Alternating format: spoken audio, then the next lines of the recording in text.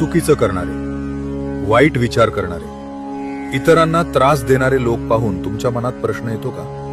स्वामी असताना हे सगळं घडूच कसं देतात?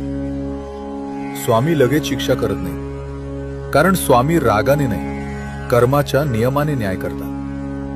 जे वाईट करतात ते स्वतःचं भविष्य स्वतःच्या हाताने लिहित असतात. ब्लॅक मॅजिक, वाईट इच्छा हे दुसऱ्याला नाही, सगळ्यात आधी स्वतःलाच जाळतं.